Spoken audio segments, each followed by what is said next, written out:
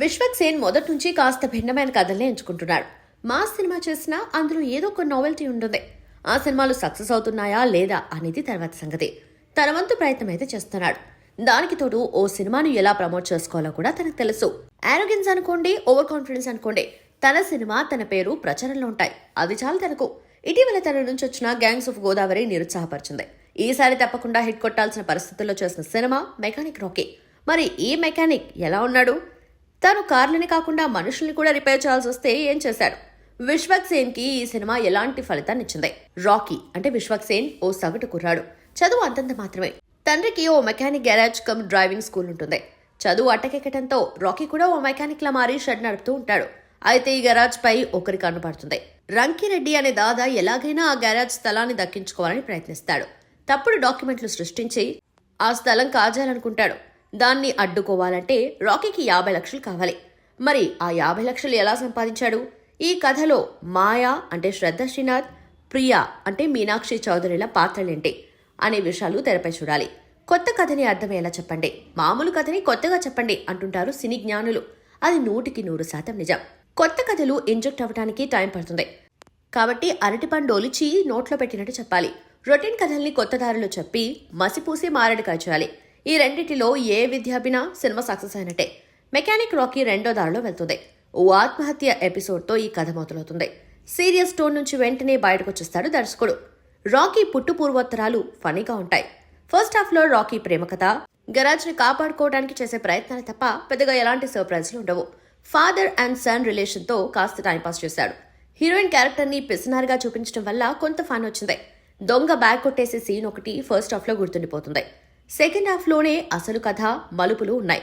తొలి ట్విస్ట్ తో అసలేం జరిగింది అనే విషయంలో ప్రేక్షకుడికి ఓ క్లారిటీ వస్తుంది. సెకండ్ ట్విస్ట్ అయితే ఊహించలేనిదే. కథలోని పాత్రల్ని ట్విస్టులకు అనుగుణంగా వాడుకున్న విధానం బాగుంది. నరేష్, సునీల్ పాత్రల్ని మలిచిన పద్ధతి నచ్చుతుంది. ఓ బలమైన సోషల్ ఎలిమెంట్ ఈ సినిమాలో చూపించారు. అదేంటో రివీల్ చేస్తే ట్విస్టులు ఊహించే అవకాశం ఉంది. అందుకే రివ్యూలో వాటి జోలికి వెళ్ళటం లేదు. సినిమా చూసొచ్చాక మాత్రం ఓహో ఇలా కూడా జరుగుతుందా అనే ఫీలింగ్ కాస్త అప్రమత్తంగా ప్రేక్షకుల్లో కలిగే అవకాశం ఉంది. ఫస్ట్ హాఫ్ డల్ గా సాగుతుంది. దానికి కారణం ద్వితీయార్థమే. ఎందుకంటే ఫస్ట్ హాఫ్ లో కొంచెం ఫ్రీడమ్ తీసుకుని ఇంకాస్త డీటెయిల్ గా చెప్పినా సెకండ్ హాఫ్ లో వచ్చే ట్విస్ట్ ని ఊహిస్తారేమో అని దర్శకుడు భయపడి ఉండొచ్చు. తాను నమ్ముకుంది కూడా సెకండ్ హాఫ్ మాత్రమే అనిపిస్తుంది. కాకపోతే రాకీ ప్రియాల లవ్ స్టోరీ, గరాజ్ లో జరిగే సంగతులు ఇవన్నీ కామెడీ మిక్స్ చేసి చూపిస్తే బోరింగ్ ఫ్యాక్టర్ తగ్గేది. ఫస్ట్ హాఫ్ ని బాగా నడుపుంటే ఈ సినిమా విశ్వక్ కెరియర్ లో గుర్తుండిపోయేలా మిగిలిపోయేది. కాకపోతే ఇప్పటికీ నష్టమేం లేదు. ఒకసారి థియేటర్లో కూర్చొని చూసినంత స్టఫ్ ఈ సినిమాలో ఉంది. ఫస్ట్ హాఫ్ లో లోపాలు సెకండ్ హాఫ్ ముగింపుకొచ్చేసరికి క్షమించేస్తారు ప్రేక్షకులు. విశ్వక్ ఎనర్జీ ఈ సినిమాలో ఫుల్ గా వాడుకున్నాడు దర్శకుడు. సినిమా మొత్తం తన చుట్టూనే తిరుగుతుంది. మాస్ డైలాగ్లు తనదైన స్టైల్లో చెప్పి మెప్పించాడు. చాలా రోజుల తర్వాత డాన్సులు కూడా చేశాడు విశ్వక్. మీనాక్షి పద్ధతిగా కనిపించింది. తన పాత్రకు మరీ అంత ప్రాధాన్యం లేదేమో అనుకున్నా చివర్లో రాసుకున్న ట్విస్ట్ల వల్ల ఆ పాత్ర నిలబడింది. ఈ సినిమాలో సర్ప్రైజింగ్ క్యారెక్టర్ శ్రద్ధ శ్రీనాథే.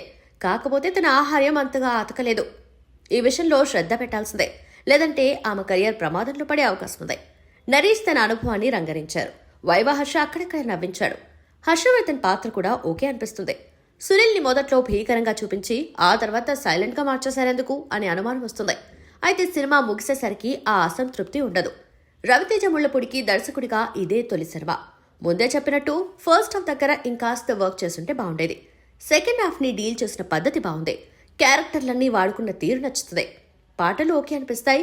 తెలంగాణ యాసలో వచ్చిన పాట రాంగ్ టైమింగ్, మరీ ఇరికించినట్టుగా అనిపిస్తుంది.